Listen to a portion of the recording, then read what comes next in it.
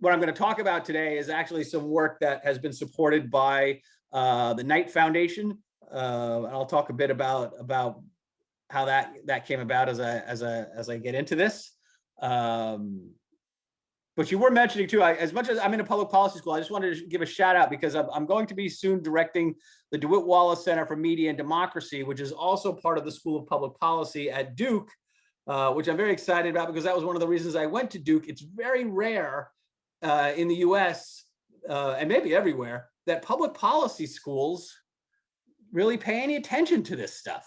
Your typical public policy school in the US will, lots of concerns about environmental policy and health policy and education policy.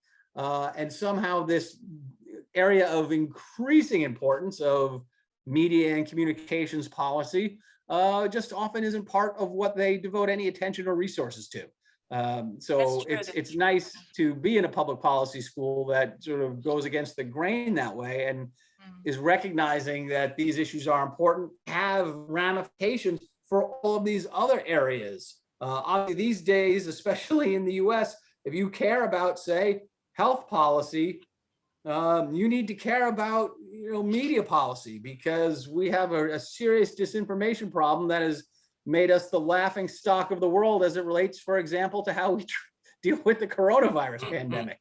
So I truly believe in that notion that whatever your first policy area of concern is, your second policy area of concern should be media policy, because odds are it has a direct impact on your primary policy. Is it sort of an increasing trend over the public policy schools in the US, or it's just maybe starting with Duke, like they're putting?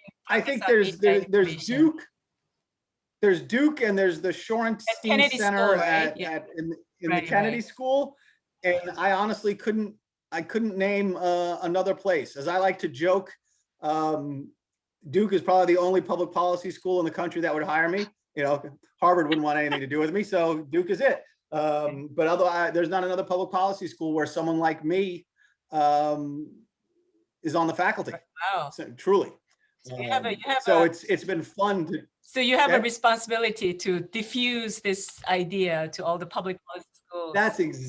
That's exactly how I think about it, and to get the typical environmental economists we might have on our faculty to realize, oh, whoa, okay, this is important too, and so it's been fun that way. But it also presents a different kind of platform and a better platform, unfortunately, more for being able to try to have some influence in the policy process.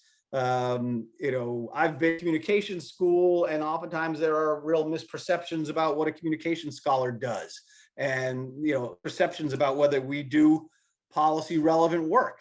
But nobody questions that when you happen to be in a public policy school.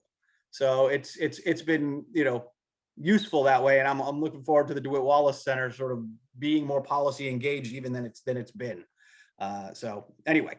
So that's a little extra background. So going back to, I published this book in 2019, and one of the things I'm finding most interesting is I'm getting more. I didn't get invited to do many talks about it in 2019 or 2020, but in 2021 I'm getting a lot of invitations. So I guess that says something about how long it takes for things to catch on in academia, or I think events have caught up. I thought the book was late when it came out, to be perfectly honest, and I think it was, but just obviously some of the recent developments in the U.S. around the election and the insurrection and the coronavirus pandemic have really even brought more to the forefront concerns about what, if any, type of regulatory framework might be appropriate in the social media context,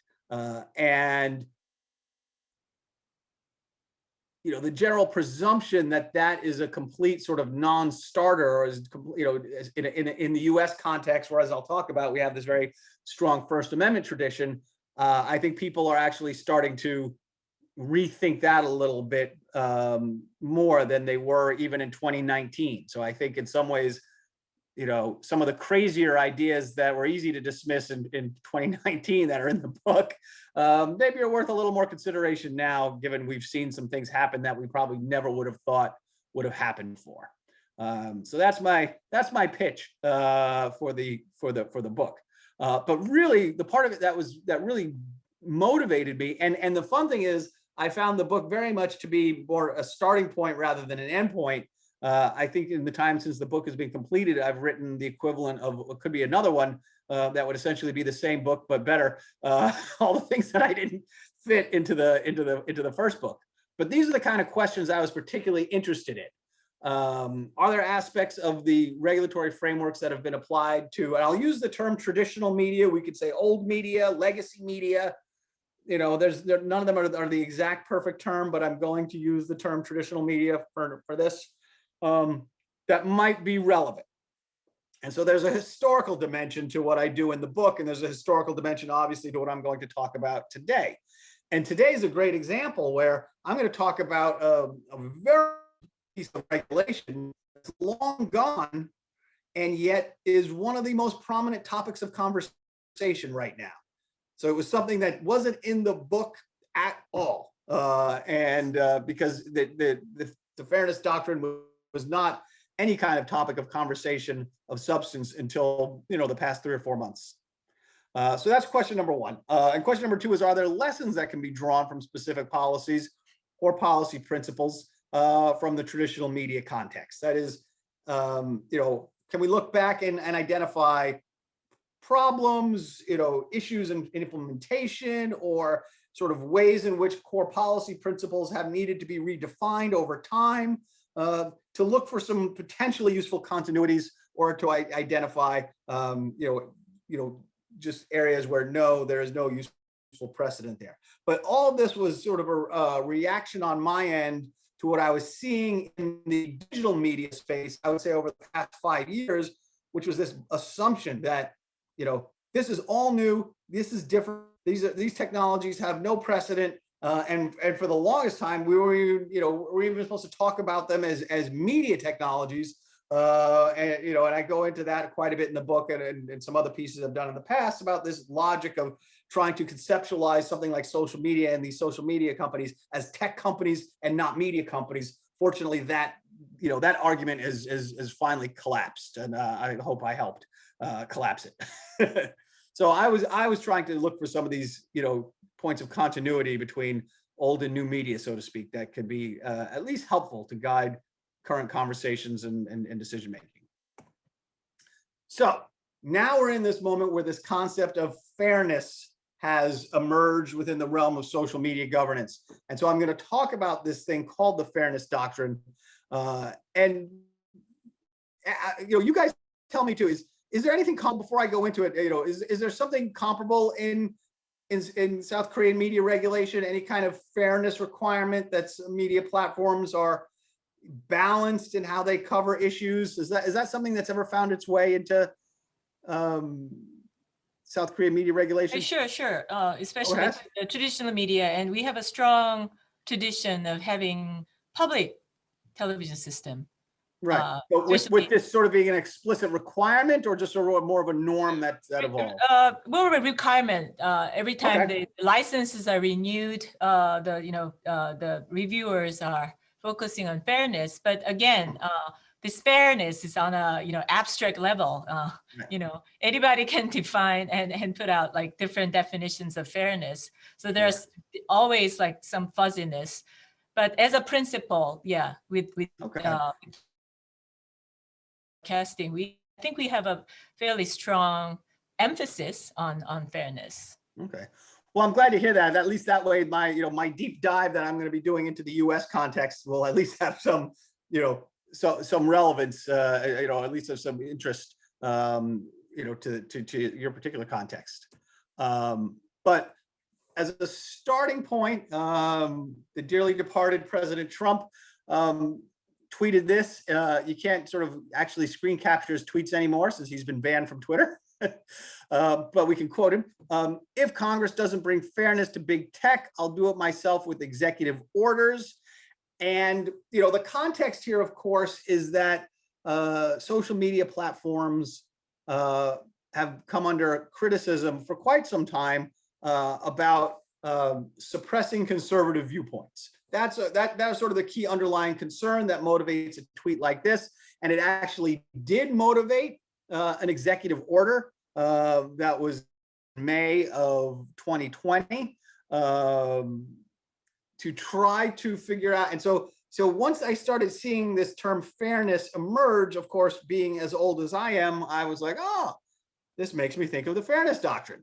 So started over the summer doing some research, looking into what lessons there might be, from that history of the Fairness Doctrine to the present moment.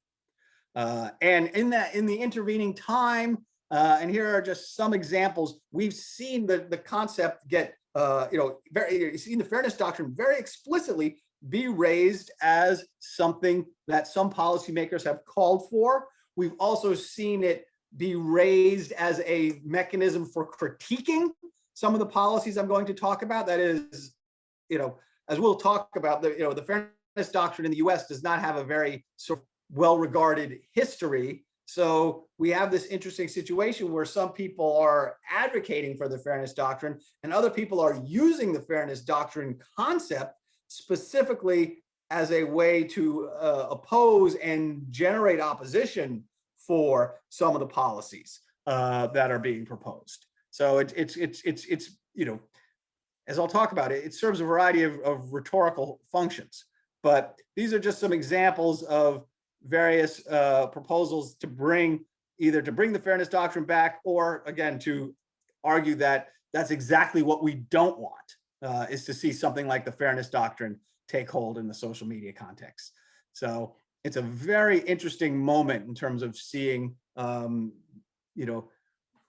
stakes out which space in this on this issue.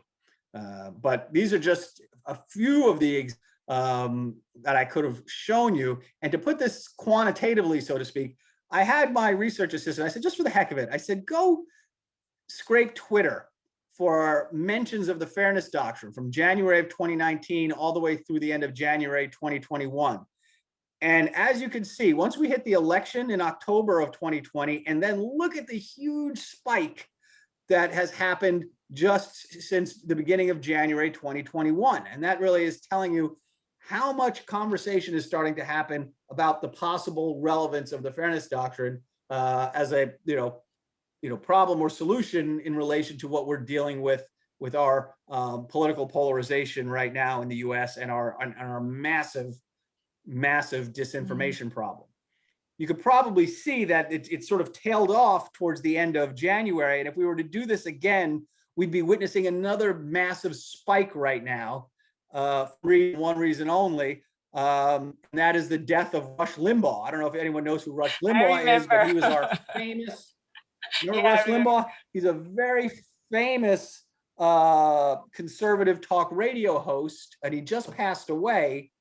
And one of the interesting things, I'll talk about it later, but I'll just introduce it now, is that people feel like one of the things that when the Fairness Doctrine was eliminated in 1987, one of the key effects was that it gave rise to political talk radio, and the ability for these highly partisan talk radio shows and entire talk radio stations to blossom because they were freed from the obligation of having to provide alternative viewpoints.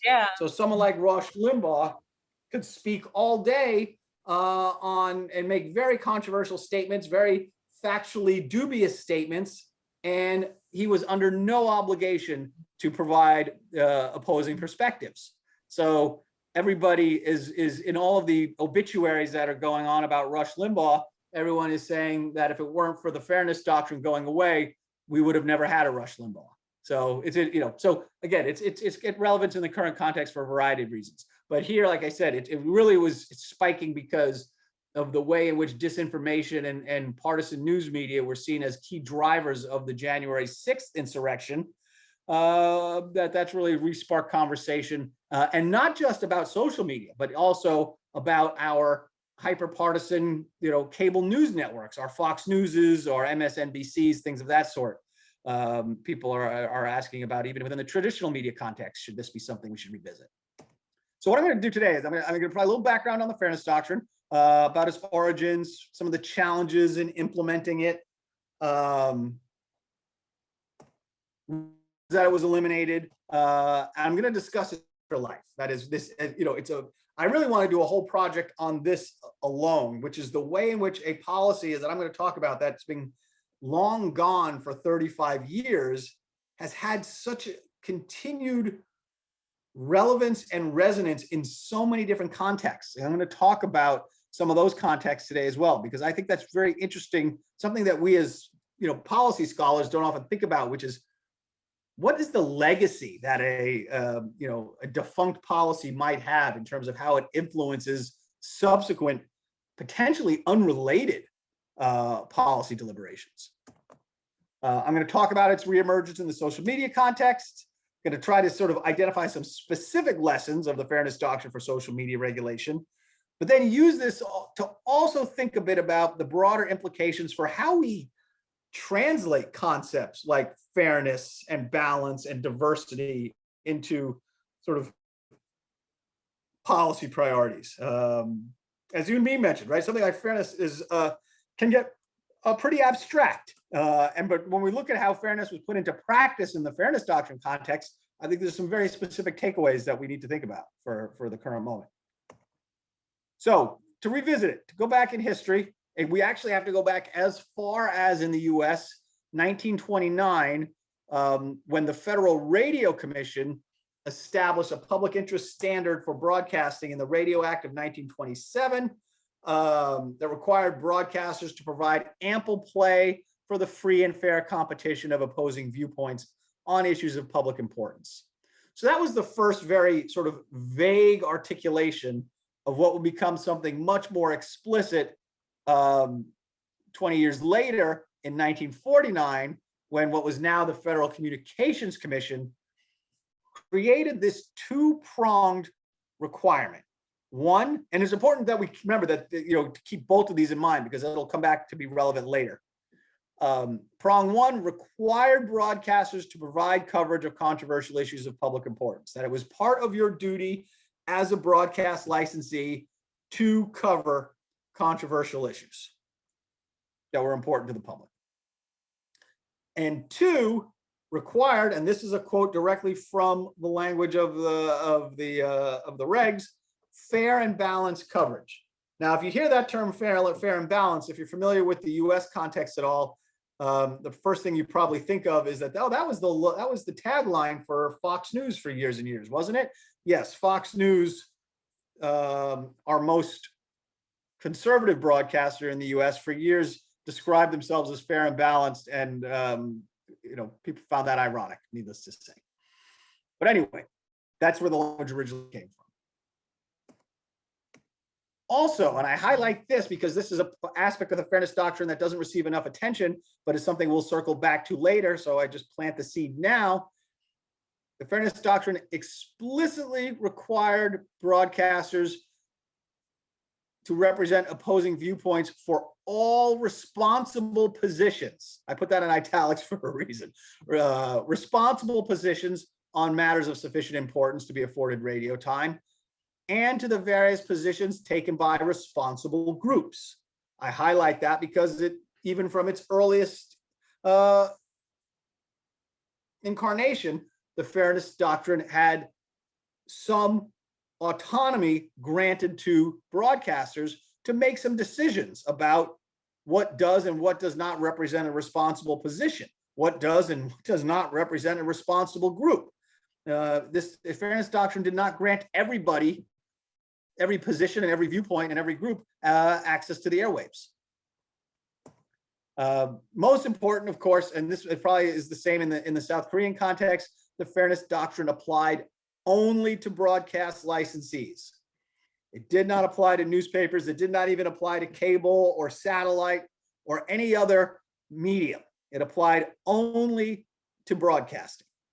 In fact, there were efforts the Supreme Court overturned a decision to try to get the Fairness Doctrine to apply to newspapers. under the logic that broadcasting was fundamentally different in some important ways that we'll get into here in a minute. And so indeed, perhaps not surprisingly, the Fairness Doctrine was ultimately challenged in court. I'll give you just some background, just a little bit of background on the story that led to the incidents that led to the Supreme Court case, a very famous Supreme Court case for a number of reasons. But Fred J. Cook here was a journalist, and the reason I find the story interesting is because it has so much resonance with our current concerns in the U.S. about hyperpartisan news media. So Fred J. Cook wrote a piece for The Nation magazine. You can see it sort of blurry right there in the middle. It was called Hate Clubs of the Air. And this was in the 1960s, I believe. And it was about the rise of far-right radio broadcasters. So he was writing about the Rush Limbaughs of the time. And one of those broadcasters that he wrote about was this fellow, Reverend Billy James Hargis. So in this print publication, Fred J. Cook wrote some things about Billy James Hargis that Billy James Hargis took issue with. Then when Billy James Hargis was being interviewed for a radio program, he said some things about Fred J. Cook that Fred J. Cook took issue with. Now, in Fred J. Cook's case, because Reverend Hargis spoke about him on radio, Fred J. Cook was able to file a Fairness Doctrine complaint and to ask that he be given an opportunity to reply to what had been said about him. The radio station refused, and so Fred J. Cook filed a complaint with the FCC. The FCC felt that he was entitled to airtime to respond, and the radio station took that, challenged that decision all the way up to the Supreme Court. So right away, we have that interesting dichotomy, which was, on the one hand, if you said something in print, certainly nobody has a right to present their opposing viewpoint. But in the broadcast context, the FCC, of course, had authority to say that he did. Which brings us to this famous decision, Red Lion Broadcasting versus the FCC, 1969. I will just highlight, now, I guess the important point to start, just to know, is that the Supreme Court ultimately decided that the Fairness Doctrine was constitutional, that it did not violate broadcasters' First Amendment rights. And it's important to know that the Supreme Court was actually unanimous in that decision. That doesn't happen too often on speech cases. I doubt that would happen now. But it's important to know that the Supreme Court has held the Fairness Doctrine to be constitutional. Some of the key things they said in making that decision were as follows. One, and this is, again, something we always have to, we think about even today. This is something I addressed in my book, this principle, and it's, we can question its logic, whether differences in the characteristics of new media justify differences in the First Amendment standards applied to them. Essentially, do your speech rights vary based on the particular medium that you use to disseminate the news and information? They believe the answer was yes. Two, they stated that it is the purpose of the First Amendment to preserve an uninhibited marketplace of ideas in which truth will ultimately prevail. That's a fundamental guiding principle that relates to a concept we're going to talk about later called counter speech, which is this basic premise that the more viewpoints that are available, the more likely we get to truth or to the best decision. And then maybe most important, this is a long one, the people as a whole retain their interest in free speech by radio and their collective right to have the medium function consistently with the ends and purposes of the First Amendment. This is the really controversial part because it actually runs counter to so many other First Amendment decisions that the Supreme Court has made over the years, in that they say it is the right of the viewers and the listeners, not the right of the broadcasters, which is paramount. So it represented what has been a sort of deviation from the norm in how the Supreme Court has interpreted the First Amendment. But the logic here was that the characteristics of the broadcast spectrum, the fact that it was only accessible to a limited number of people, justified a framework in which those with access to the spectrum had lower levels of First Amendment protection and could be required to engage in certain forms of speech and be prohibited from engaging in other forms of speech, indecent, that sort. So Ed, feel free to interrupt me if you need any clarifications, if you want to jump in with any comments, because I know I'm diving deep into a legal and sort of policy context that might be quite unfamiliar. So do not hesitate to ask for clarification. And I'm not seeing the hand functionality in my screen, so feel free to yell out. I don't mind. So after Red Lion, has Supreme Court make a decision on any other medium before social? I mean, before we begin to talk about social media and all these, or internet or anything with cable, CNN? Sure. So if we think about the Communications Decency Act, what year was that decided by the Supreme Court? That was 2000. Came out, I'm going to say it was a 97, 98. But there the Supreme Court had to decide what is the appropriate First Amendment status of the, when at that point in time, Congress was trying to impose some legislation, the Communications Decency Act, which actually we're going to come back to later as well, that was trying to essentially treat the internet like broadcasting, that was imposing specifically the same kind of indecency regulations on the internet that we have for broadcasting. So it really dealt with, sexual material, foul language, things of that sort. And the important point then was that the Supreme Court decided that there were less intrusive means of achieving the same goals. So, using blocking technology, browser blockers, things of that sort, net nanny, and things of that sort. So really, yes, there's,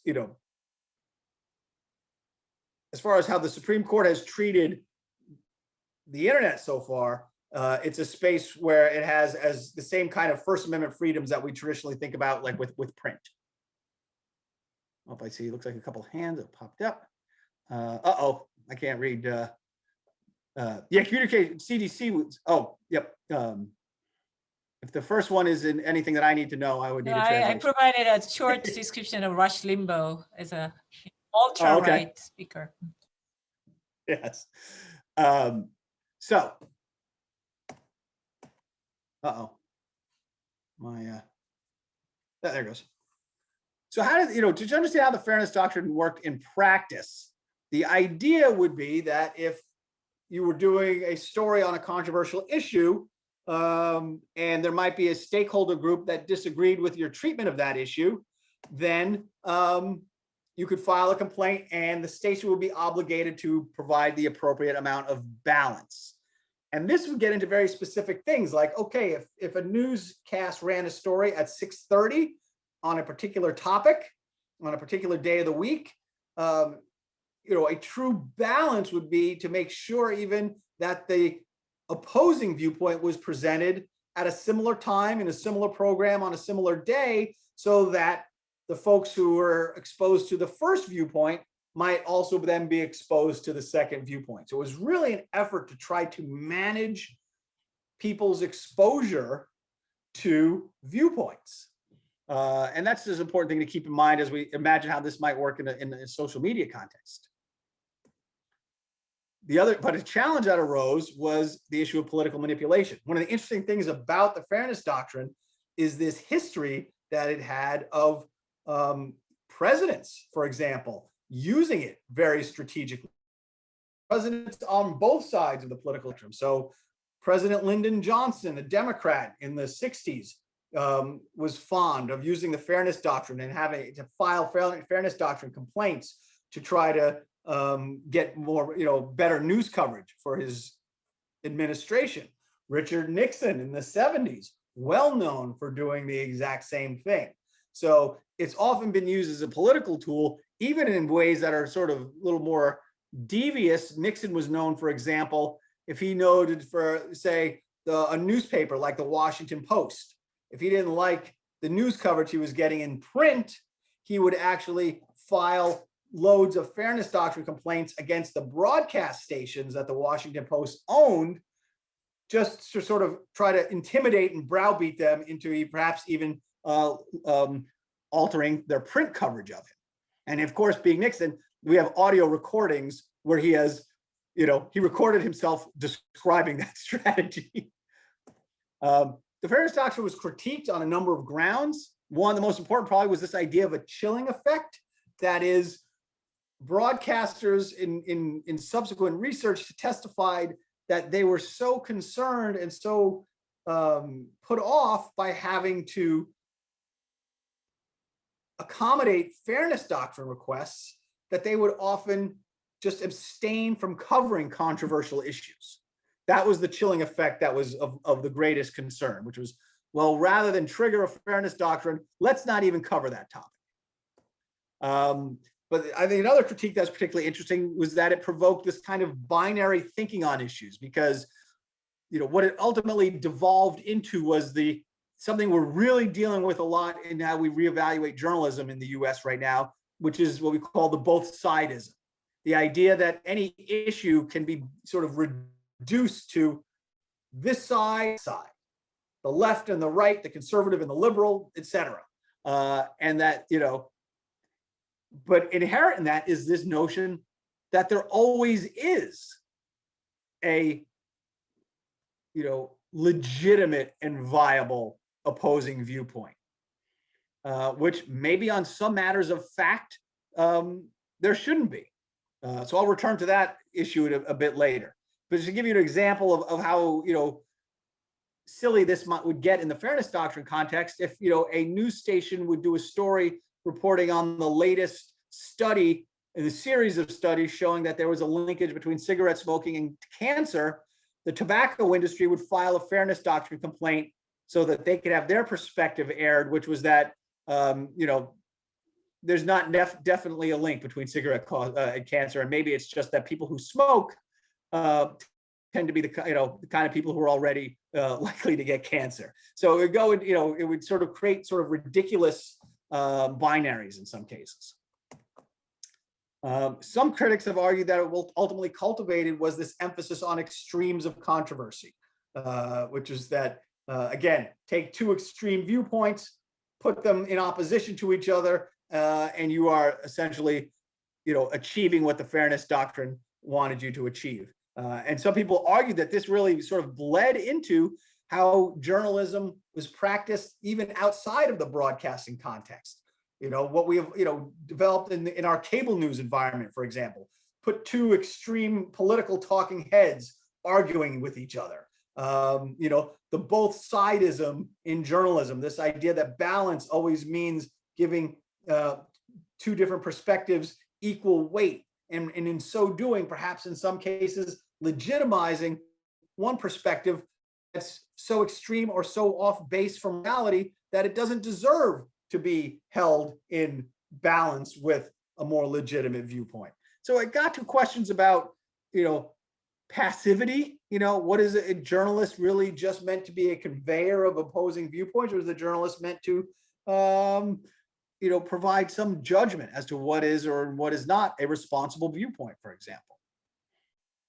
So what happened ultimately, though, for a number of reasons, the FCC decides to eliminate the Fairness Doctrine in 1987, part of a much broader deregulatory trend, mostly out of chilling effect concerns that they were receiving quite a bit of testimony from broadcasters saying what I mentioned before, that the Fairness Doctrine was discouraging them from covering controversial issues. And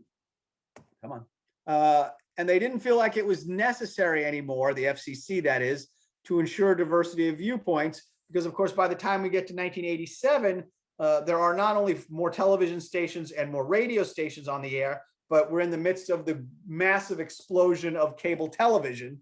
And so the need for sort of a government role in providing access to a diversity of viewpoints was seen to be less necessary than it had been in that more limited environment of relatively few broadcast stations. That was the model in 1949 when the Fairness Doctrine was adopted.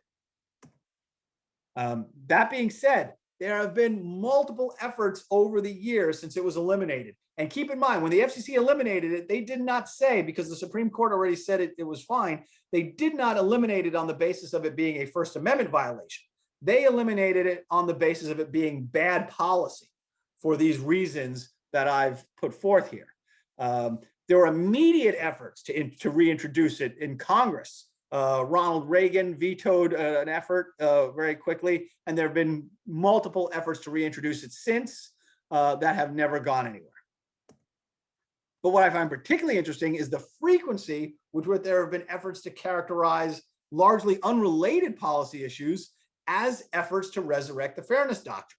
So if you look at the history of issues like minority ownership, localism, network neutrality, these are just some, but you could go back and find policy advocates trying to, for example, argue that efforts to try to increase minority ownership of media outlets are stealth efforts to bring back the Fairness Doctrine, or that efforts to bring more local programming or more local ownership to media outlets are essentially efforts to bring back the Fairness Doctrine, or the effort to require net neutrality for internet service providers. That has been characterized as the Fairness Doctrine, trying to resurrect the Fairness Doctrine in the internet context. So what is so very interesting, I find, about the Fairness Doctrine is it serves sort of as this boogeyman, as this way of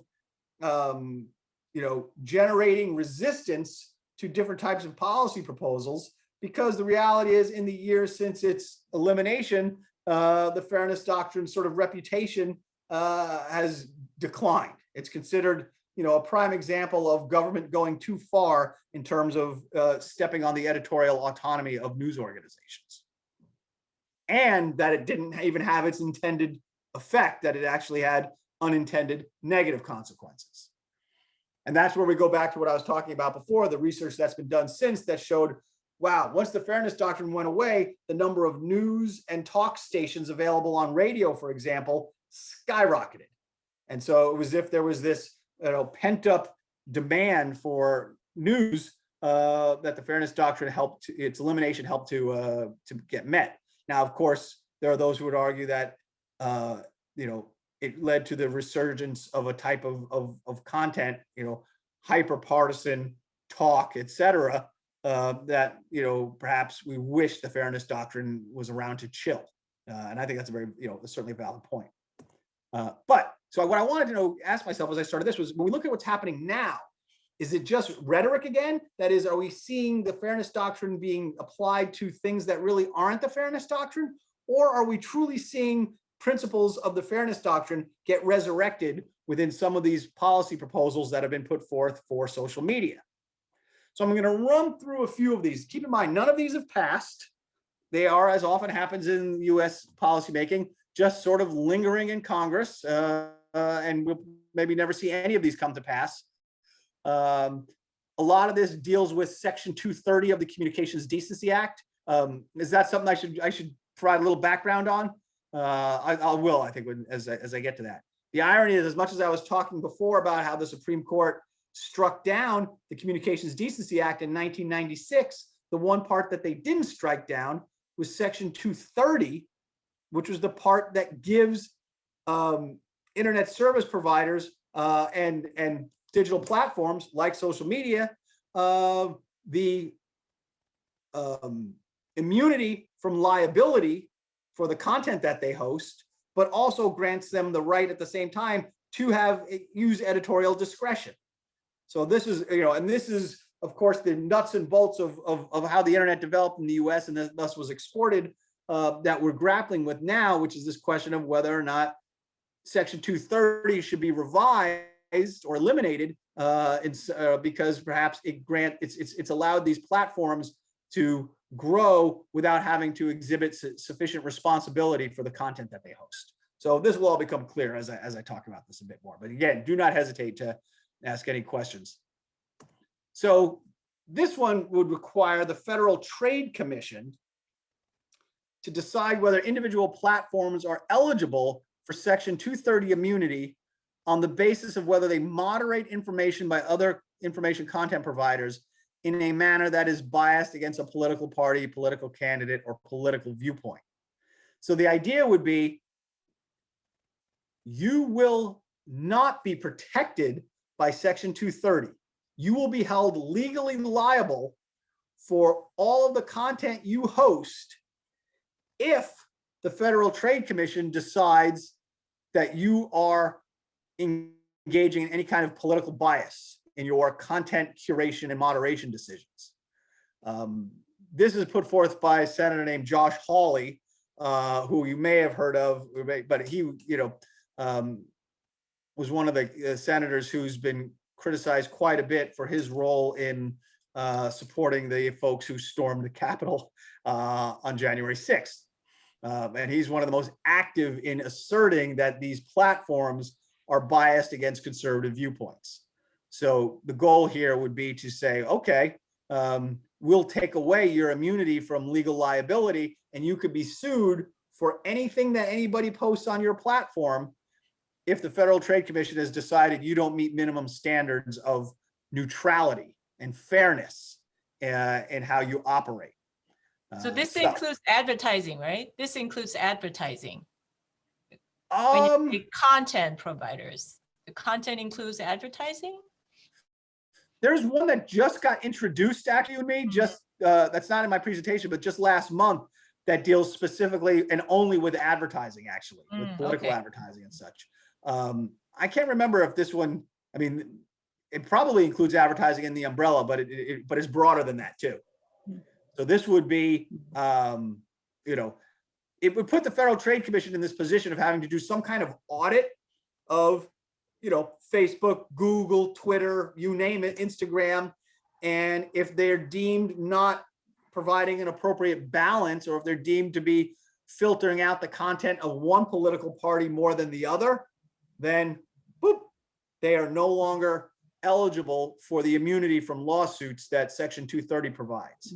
So that would mean if I said something, defamatory about somebody else on Facebook, not only could that person sue me, but they could also sue Facebook. I'm just curious. Okay, it's actually interesting that it's not FCC, but FTC that makes this decision. And is there any sort of legal basis on which the decision maker is decided as such? That's a really good question.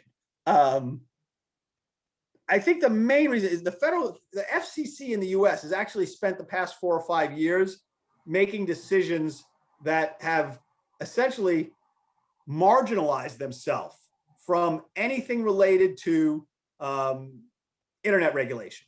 Though, as we're going to see, some of the executive order that I was mentioning before actually, led to the FCC opening up a proceeding on this very same topic. So this particular piece of legislation focused on the Federal Trade Commission, but the FCC simultaneously actually was starting a proceeding in this space as well. So people are throwing everything up against the wall in hopes that something will stick. is the best way I can describe it. So anyway, but this has not gone anywhere. We have another one, the limiting Section 230 immunity to Good Samaritans Act. And here the approach was the Section 230 immunity would depend on whether the computer service provider acts in good faith. And so that becomes the key concept that would need to be defined, but it's defined in part, and I highlight this because the term fair shows up again, defined in part as fair dealing standards. And acting in bad faith is defined in part as engaging in the intentionally selective enforcement of policies relating to restricting access to or availability of material. So it's the same sort of principle with some different language, or as one person said, once again, political neutrality. That you are operating in bad faith if you appear to be selective in which types of political viewpoints you are letting through. So all these are essentially about trying to sort of, encourage, cajole, strong arm, whatever word you want to use, these platforms into being more neutral in how they host content. Lastly, one more. These are coming fast and furious these days in the US. This is the most recent one that's relevant here, the Online Freedom and Viewpoint Diversity Act. Again, in this case, it's narrowing Section 230 immunity, which has been fairly expansive because it allows the platforms to filter out content that they might find objectionable. And so they get to define otherwise objectionable means under the current language of Section 230. But this proposed new language gets much more specific, and you can see all the different categories there: obscene, lewd, lascivious, filthy, excessively violent, harassing, promoting self-harm, promoting terrorism, or unlawful. What's specifically missing there, which, am I still there? My screen just went black. No, you start with us. All right, hold on. Hopefully it's just on mine. Hopefully my screen comes back here in a minute. Hold on, please come back.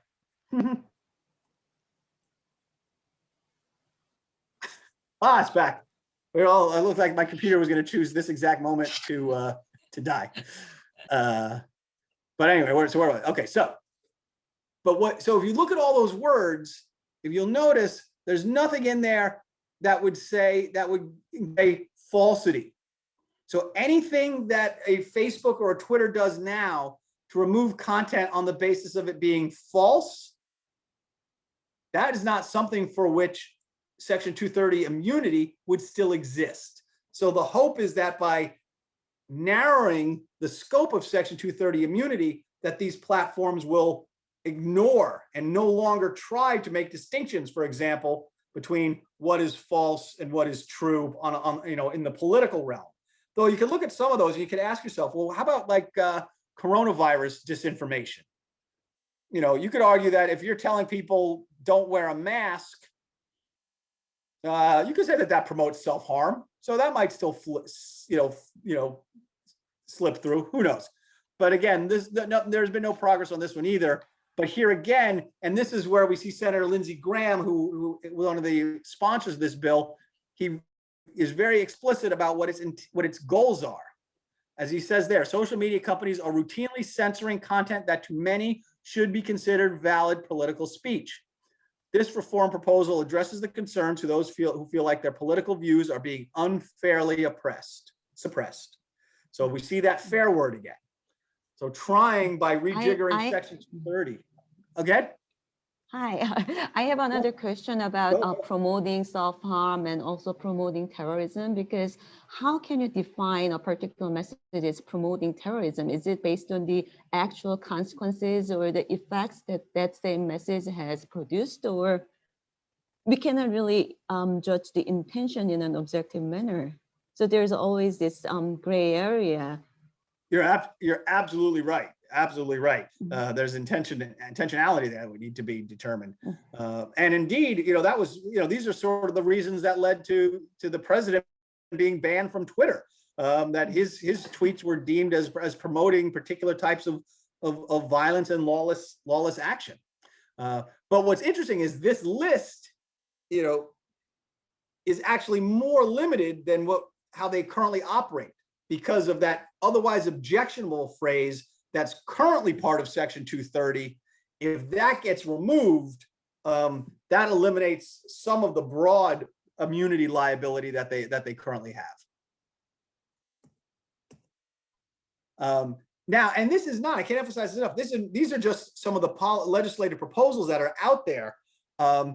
There's also, in the paper I've done on this, which I can circulate if you guys are interested, a variety of proposals out there among scholars and public interest organizations for the platforms to adopt what they call private or voluntary versions of the Fairness Doctrine. That is, maybe the Fairness Doctrine doesn't return to social media in the form of a piece of government regulation. Maybe it returns in the form of something voluntary that Facebook or Twitter or Google decides to do in terms of how they govern themselves. So there are a number of folks pitching that as well.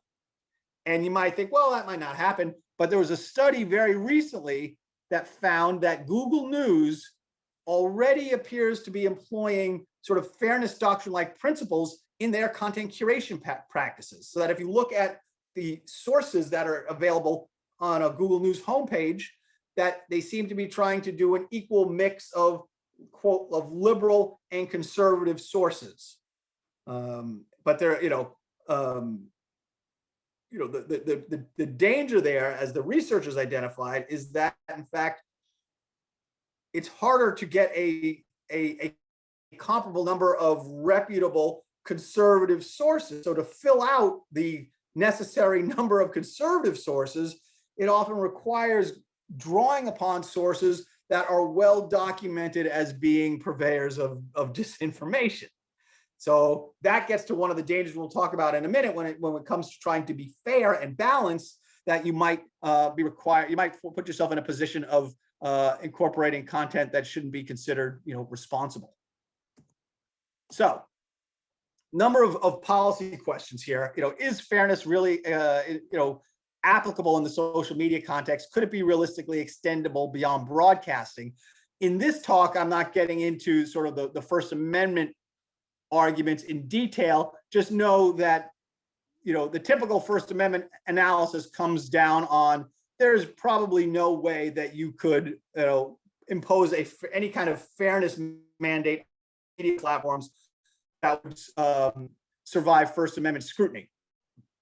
But never say never. There are a variety of proposals out there that involve treating social media platforms like a public utility or a public forum, or if you've read any of my nuttier stuff where I have this idea that we treat aggregate user data as a public resource the same way we treat spectrum as a resource, and that could be used as a mechanism for imposing public interest obligations on digital platforms. So, so for me, so that's, it's probably never going to happen, but, conceivable. So really, the real question for us is it good policy? Would it be a good idea from a policy standpoint to try to impose some sort of fairness obligations upon social media platforms? And here are the concerns I have. The first is we should revisit this idea of the chilling effect. The reality is, if you scale back that Section 230 immunity, these platforms are actually probably going to lead to do more filtering as opposed to less, because everything they let through is something that they could potentially be sued for if the Section 230 immunity goes away. Because, and this is where in the US there's a lot of confusion about this, because, the First Amendment is one thing and Section 230 is something else. If you take away my Section 230 immunity, which basically means I can be sued for the content that I host on my platform, well, at least I still have my First Amendment right to decide what is and what is not on my platform. So, a lot of these proposals to modify Section 230 almost seem to operate from the assumption that these platforms don't have their own First Amendment rights and that they are these sort of quasi-governmental bodies, so to speak. So, it's unlikely that using Section 230 immunity to try to, as a lever to try to generate fairness will even have that outcome. Very unlikely. And here's a quote even from a conservative think tank. In their efforts to enhance their freedoms, conservatives could create an internet that restricts them more than ever before. So that is a distinct possibility in this context. Now, I say maybe this is exactly what we want from a public interest standpoint, ironically. I mean, if we, maybe we, what we really need to see are more motivations for these platforms to be more aggressive in their content filtering. Though, again, I'll be the first to agree that there's nothing, particularly comforting about, a select few executives at a select few very large platforms making such influential decisions about what kind of content reaches us. That, that is a problem in and of itself. But it is important to remember that the original chilling effect of the original Fairness Doctrine was related to the question of if issues of public importance were being addressed, not how, right? This is sort of a chilling effect in relation to, the political tone, so to speak. Frozen again. There we go. Now, here's that to me is the bigger concern. Remember that the Fairness Doctrine was eliminated in 1987 in part because the media environment had changed in ways that the FCC decided meant that it was no longer necessary for there to be a government role in assuring that people had access to a diversity of viewpoints. Remember, too, that the Fairness Doctrine's goal was to expose viewers and listeners to opposing viewpoints. In the social media context, is that feasible and is that necessary? Would that be effective? We know about this idea of filter bubbles. We know that, we all, to some degree, many of us use our social media platforms to construct, some degree of a filter bubble. And, the evidence is varied about how pronounced that is, but there's also, evidence that for some people it can be quite pronounced. So, this would be the kind of thing for it to really work. It would have to operate at the level of each of our individual news feeds. That, my newsfeed would need to be analyzed by Facebook, who would then decide I have not been exposed to conservative viewpoints and adjust my feed. And that would be different from my wife's feed, from my brother's feed, from my dad's feed. So it seems quite unlikely that we would want platforms analyzing each of our individual political dispositions in that way. But we also have to remember the original Fairness Doctrine originated in an environment of a lot less nonpartisan journalism than we have now. We have a real growth in truly partisan and in some cases truly hyper-partisan journalism in the US. So the old model of the range of viewpoints was in a sort of a narrower set of parameters. The model now would be one in which is one I always find fascinating, which is ask yourself, is the solution to someone being exposed to a lot of far-right news content, is the solution being exposed to a lot of far-left news content? And are we is sort of exposing someone to two extremes of polarization, is that a more informed citizen? Is that the what we're aspiring, is that the goal to aspire to? So I don't think that's so in an environment where our journalism has become so much more partisan, that ultimately is what you end up working with. Oh, come on. And it's an environment in which today individuals have much less trust in news organizations. So if you expose me to to some content from a news organization that's on the other side of the political continuum from me, compared to 1987 or 1949, my degree of trust in that news source is much lower.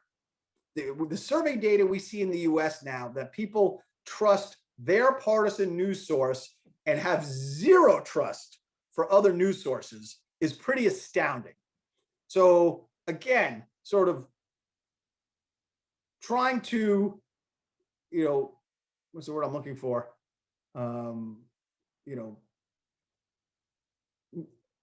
Operationalize the effects that the original Fairness Doctrine was intended to have seem much more difficult to affect in this context. And then, of course, related to this is the greater polarization amongst news consumers now. Our measures of political polarization are off the charts compared to where they were. And if you think about the 1950s, it's hard to imagine this, but in the 1950s in the US, researchers would find it difficult to find meaningful distinctions between Democratic and Republican voters. That's how ideologically, close they were to each other. So that's the environment in which the original Fairness Doctrine operated. In this environment, Again, we're talking about news consumers who I don't think are in any way in the same kind of position to be potentially receptive to what a fairness doctrine implementation would be trying to achieve. So that's a long way of sort of describing the ways I think the context in which the fairness doctrine would be operating is too dramatically different for us to expect it to be effective. And even if in that, and it may not have even been effective in its original incarnation. And all this goes to the question, which is this idea of just exposing people to counter speech an effective policy output? That is exposure to counter speech, is exposure to trying to orchestrate exposure to opposing viewpoints, does that get us where we need to go? And I have a whole article where I talk about why I think counter speech as sort of a theory of how a marketplace of ideas should work doesn't really hold up anymore in this kind of news and information ecosystem. But I'm not going to go down that rabbit hole now, as much as I enjoy doing so. So now, finally, I know I'm probably going a little over. I'll try to wrap up. To me, all this raises some bigger questions about how we approach media policy in the social media context. One is what I have here: this idea of needing to reprioritize diversity as a policy goal. Unmi will tell you, I've done a lot of writing over the years about diversity and worked a lot with media policy advocates on diversity issues.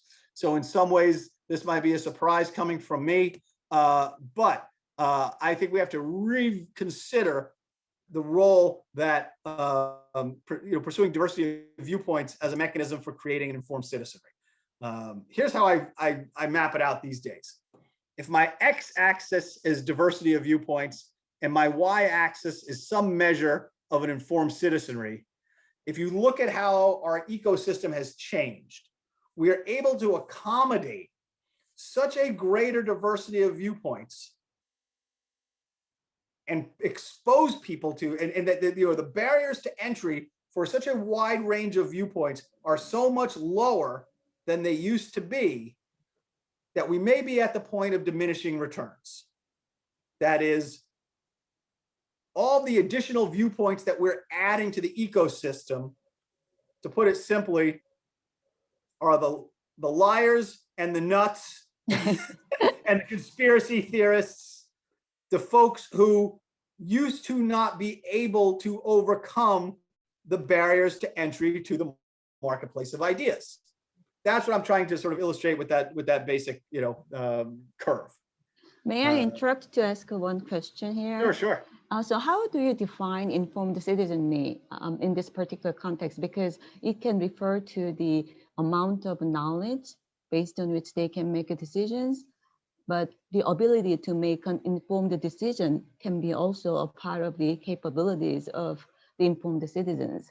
So depending on which particular aspect is the key element of informed citizenry, I think the effect of diversity of viewpoints or the exposure to the diverse viewpoints can vary to some degrees. No, I think you're right. I was thinking primarily in terms of people voting in ways that reflect their best interests.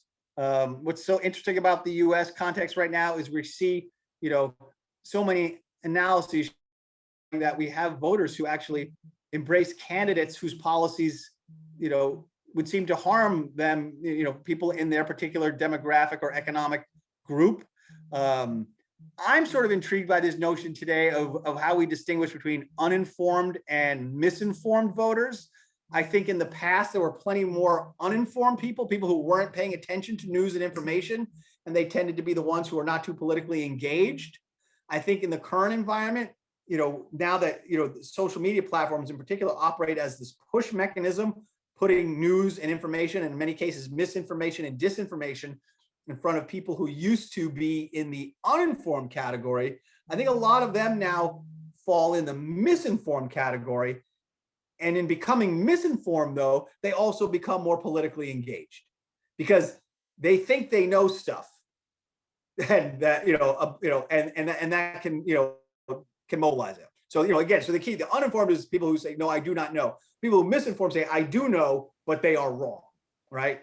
And so what I'm trying to represent here is this idea that more of the viewpoints that are out there are those that can be misinforming people and leading them to make bad decisions. That more of those viewpoints have the opportunity to gain traction, and so are diminishing, the collective degree to which we have an informed citizenry.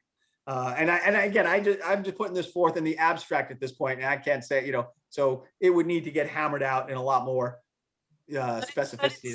But it's certainly interesting to see this graph, because you're just putting it out as an abstract level, on a collective level, the whole society sort of, trying to put an optimal balance somewhere. But on an individual level, I've seen many empirical graphs showing on this axis when the degree of controversiality of an issue increases. On the y-axis, engagement of individuals who want to voice out about, who want to discuss about the talk. When at the first range, when the controversiality goes up, people begin to be engaged in the conversation, they voice out their opinion, but it goes overboard and it goes extreme. They start to shut down and sort of pulls away from the talking about the issues. So I think there's some parallel between these individuals. And again, I literally just, cooked this up yesterday. Right. And so I would be fun to sort of look at the micro level, and this is my total data and evidence free assertion here. And so I'm grateful that you have something that I could go dig up that might help to. Well, the reason why I asked this question was because there could be some distinction between the cognitive aspects and the behavior aspects, because some people are exposed to a wide range of different views, so they become very much informed, well informed on the particular topic, but at the same time, it makes it more difficult for them to act on, because there are so many different views, so they become more uncertain about which direction they should go. So there is this sort of disjunction or disconnect between the cognitive aspects and the behavior aspects. So depending on how you define the informed citizenry, maybe different graphs might emerge. Yeah, no, that's an interesting point. And we see that in some of the survey research we see amongst US population now, which is, the sense that what happens is trust gets undermined because of the diverse range of interpretations they're seeing of particular issues, that it creates a level of cynicism and distrust for the institution of journalism in particular. So, and I borrow here from a colleague of mine, Sandra Brayman, who at the time she wrote this, I was skeptical, and now I embrace it wholeheartedly. Which is this idea she put forth about needing to avoid the fetishization of diversity. And by that, we mean this idea that, that we prioritize diversity above all else and treat it as inherently the solution to the problems that we face. And I think, there are different points in time. I think about my time in the early 2000s when I was doing a lot of media diversity research, and the ecosystem was so different and so much less diverse in terms of range of viewpoints and sources that were accessible, that it felt perfectly natural to simply advocate for more. And now we're at, perhaps we've gotten more than we bargained for. So, can we imagine in the policy space, so I think the idea is that sort of diversity of viewpoints as the proxy. Do I have that coming next? No, I don't. Diversity of viewpoints as sort of a proxy mechanism for cultivating an informed citizenry maybe just doesn't work. It shouldn't be embraced to the extent that it used to be.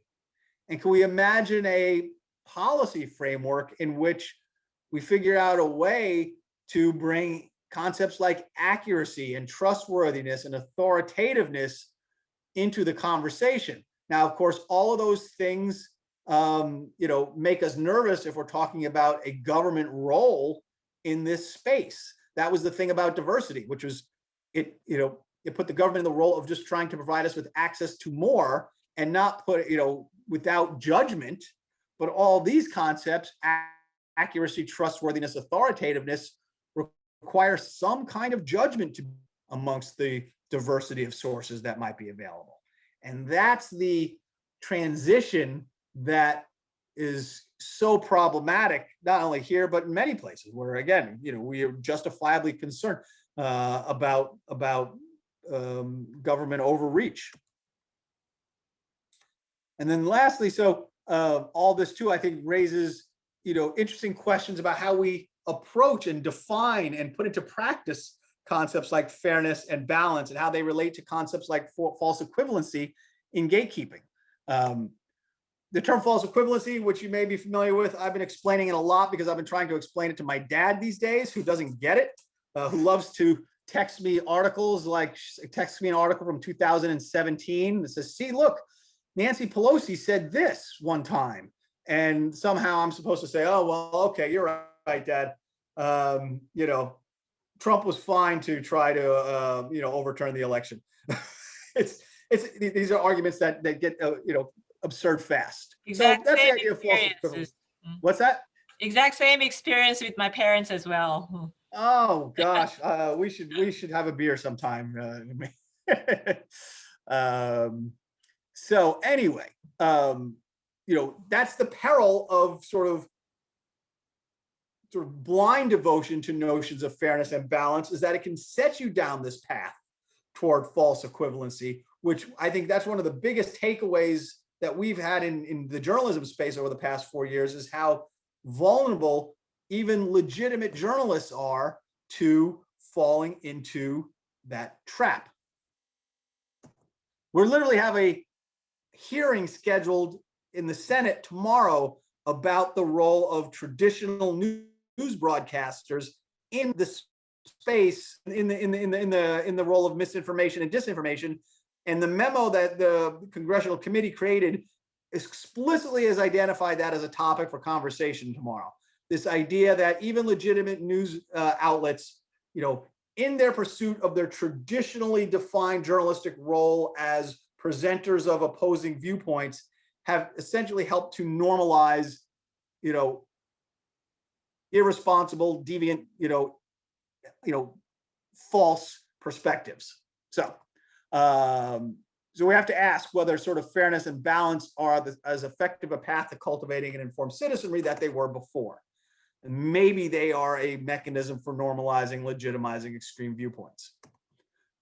As I mentioned, there's a lot of soul searching happening in journalism right now. We're actually, one of my other projects right now is we're gathering all of the journalistic self-evaluation and critique that's been published over the past couple of months to get a sense of what the broad themes are there. Like, what are the lessons being learned about how we do journalism now, given what we've been through, not only in the past 4 years, but even in the past couple of months.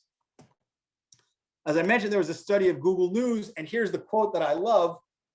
Because there are fewer right-leaning publications and center or left-leaning ones, in order to maintain this fair balance, hyper-partisan far-right news sources of low trust receive more visibility than some news sources that are more familiar to and trusted by the public. So in trying to be fair and balanced, you can actually be creating distortions from an informed citizenry standpoint.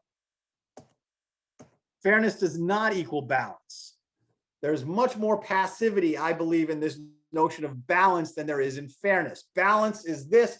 You can imagine a scenario where in being fair and being objective, you can lead to coverage or a portrait of an event that doesn't seem balanced, because in being fair, you might be making the decision not to give this viewpoint as much weight.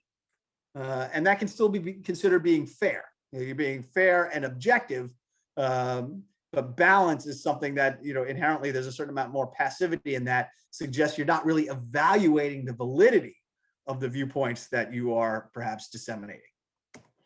And this is one of the things, this is my pet peeve, is that we see so often these conservative critics of the digital platforms, and you see this, and we'll see it tomorrow again in these congressional hearings, in which the conservatives criticize the platforms for their content curation and moderation practices that they argue are biased against conservative viewpoints.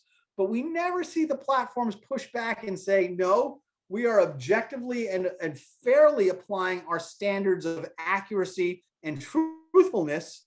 And for whatever reason, and unfortunately, the data do bear this out, that conservative voices tend to engage in more of the types of speech that violate our practices, violate our content moderation guidelines.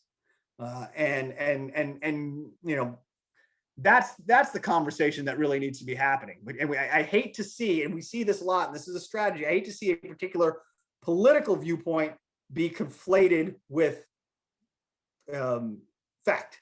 That is, okay, what you're arguing is that your political viewpoint was suppressed, but in reality, a piece of disinformation was suppressed. And let's, you know, and we have to maintain those distinctions. So I would argue a balance of opposing viewpoints is no longer, as I mentioned before, no longer a valid proxy for a well-functioning marketplace of ideas. I guess I got more to go. All right, almost done. Platforms and the executive order ask platforms to be passive bulletin boards. They never have been, nor should they ever be. And to circle back to what I mentioned at the beginning, if we were to imagine any sort of version of fairness being put into practice, it needs to keep front and center this idea from the original Fairness Doctrine that it only need apply to all responsible positions on matters of importance and to those positions taken by responsible groups. And there's a lot of room for important editorial autonomy and judgment and responsibility to be taken in making those decisions. So I can tell I'm not a fan of trying to reinstitute the Fairness Doctrine, but I don't say that, you know, to say that I don't think there isn't room for some sort of more content-oriented interventions in this space, but just not a version of the Fairness Doctrine. I don't think fairness, counter speech, and enhancing your diversity of viewpoints needs to be our driving principles anymore. I put forth this idea with a colleague of mine, just joking. What we need is an accuracy doctrine. Now, and I have a colleague who's very excited about this, but I cannot imagine, you know, that's a, you know, as we say, a radioactive concept. So I don't know how it would be put into practice, but, you know, in a perfect world, that would be something that we could figure out a way to implement. Thank you, everybody. Sorry, I think I rambled on longer than I was supposed to.